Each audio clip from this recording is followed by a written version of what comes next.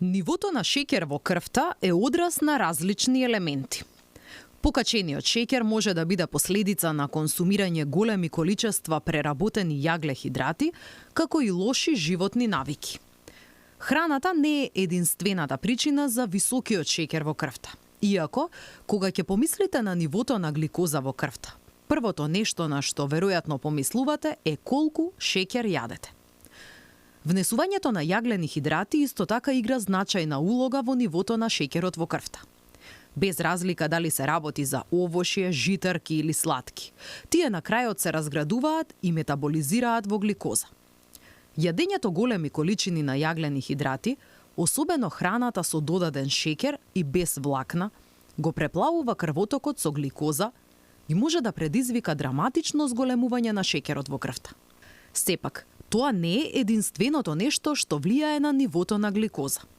Други навики кои немаат врска со тоа колку и што јадете, исто така влијаат на тоа како телото го регулира шеќерот. Стресот.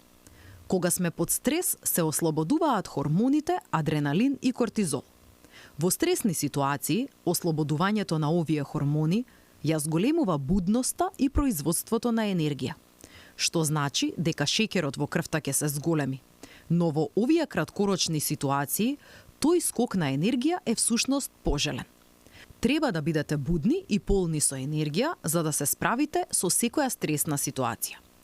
А кога ќе се отстрани причината за стресот, нивото на овие хормони се враќа во состојба на мирување и се е повторно избалансирано.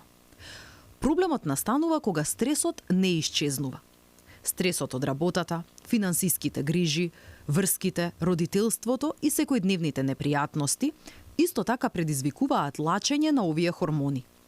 Хронично високите нивоа на кортизол може да предизвикаат и хронично високи нивоа на шеќер во крвта.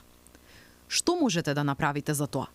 Обидете се да вклучите начини поддржани од науката за да помогнете со управувањето со стресот во вашиот живот. Лош сон. Спиењето влијае на шеќерот во крвта на неколку начини. Недостатокот на сон може да поттикне зголемување на нивото на кортизол во текот на денот, односно зголемување на гликозата и да го спречи телото да го намали високиот шеќер во крвта. Недоволното спиење може да ги наруши вашите хормони за глад и може да забележите дека сте погладни во текот на денот и помалку сити после јадењето. Што да направите? Оптималната количина на сон за повеќето луѓе е помеѓу 7 и 9 часа сон во текот на ноќта. Избегнувајте да гледате во екраните 1 час или повеќе пред спиење и намалете ја температурата во спалната соба за да имате здрав и квалитетен сон.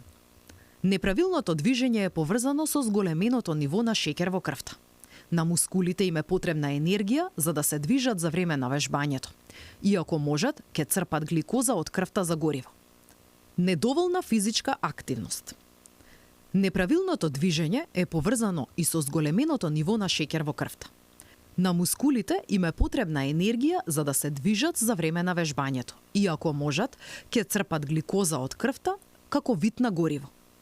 Во 2022 година истражувачите открија дека пешачењето или дури и стоењето 2 до 5 минути во рок од 1 час или 2 часа после јадење е доволно за да има значително влијание врз нивото на гликоза во крвта. Поинтензивното вежбање има уште поголем ефект. Како можете да го промените тоа? Не седете долго, особено не веднаш после јадење. Кратки прошетки низ куќата или соседството и задолжително вклучете подолги кардиовежби и вежби за сила во вашата неделна рутина. Времето кога јадете. Она што го јадете не е секогаш клучно за нивото на шеќер во крвта. Важно е и кога јадете. Телото има тенденција да биде метаболички поактивно наутро, што значи дека е поподготвено ефикасно да ја разградува храната, да ја исчисти гликозата од крвта и потоа да ја користи. Јадењето доцна навечер непосредно пред спиење е повеќе поврзано со претерана и продолжена реакција на гликоза во крвта, отколку јадење на ист оброк само 4 часа порано во истата вечер. Што можете да направите за тоа? Вечерата е обично најголемиот оброк во денот за повеќето вработени луѓе. Затоа размислете да го преместите порано или да го ставите најголемиот дел од несената енергија за појадок или ручек. А кога вечерате, Нека биде порано во текот на денот и храна без многу јаглехидрати.